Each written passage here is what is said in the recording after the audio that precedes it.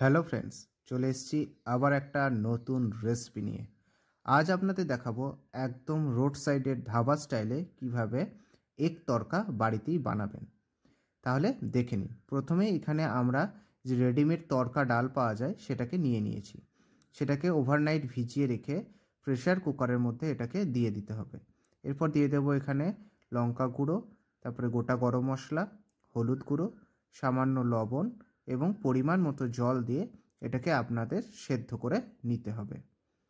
এরপর কড়াইয়ের মধ্যে দিয়ে দেব পরিমাণ মতো সর্ষের তেল। এরপর দিয়ে দেব কুচনো রসুন, আদা, কাঁচা লঙ্কা। সমস্তটাকে ভালোভাবে আপনাদের ভেজে নিতে হবে। এরপর এর মধ্যে দিয়ে দেব পেঁয়াজ কুচি। পেঁয়াজ কুচিটাকেও আপনাদের কিন্তু লাল লাল করে ভেজে নিতে হবে। এবার এর মধ্যে দিয়ে দেব গোটা জিরে, কুচনো টমেটো। এখানে একটা ছোট সাইজের টমেটো ব্যবহার করা হয়েছে। সমস্ত মশলাটা আপনাদের খুব ভালোভাবে ভেজে নিতে হবে।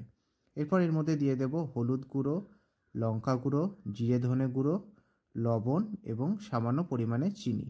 এবার অল্প জল দিয়ে মশলাটাকে ভালোভাবে কষিয়ে নিতে হবে। এবার এর মধ্যে দিয়ে দেব তড়কা মশলা, দিয়ে সম্পূর্ণটাকে ভালোভাবে নাড়িয়ে নিয়ে এর মধ্যে ডিম দিয়ে দিতে হবে। এখানে আমরা 2টো ডিম ইউজ করেছি। তারপর সমস্ত মশলাটা ডিমের সাথে ভালোভাবে কষিয়ে নিতে হবে। এবার আগে থেকে যে সেদ্ধ করা ডাল, সেই ডালটা এখানে দিয়ে দিতে হবে। দিয়ে দিতে হবে পরিমাণ মতো জল দিয়ে এটাকে আপনাদের একদম মিডিয়াম ফ্লেমে ফুটতে দিতে হবে। পাশে এবার আমরা একটা তড়কা বানিয়ে নেব। তার জন্য নিয়ে নেব সর্ষের তেল, দেব গোটা জিরে, তড়কা মশলা এবং কসুরি মেথি এবং সামান্য পরিমাণে কাশ্মীরি লঙ্কা গুঁড়ো। এটা দিয়ে এবার ওই তড়কা ডালের মধ্যে এটা দিয়ে দিতে হবে। ব্যাস, তারপর সমস্ত মিশ্রণটা ভালোভাবে মিশিয়ে নিলে এবং রেডি হয়ে যাবে কিন্তু এগ তড়কা একদম ধাবার স্টাইলে। তাহলে দেখতেই পাচ্ছেন কত চটজলদি হয়ে গেল। 10 মিনিটেই রেডি হয়ে যাবে তড়কা ডাল।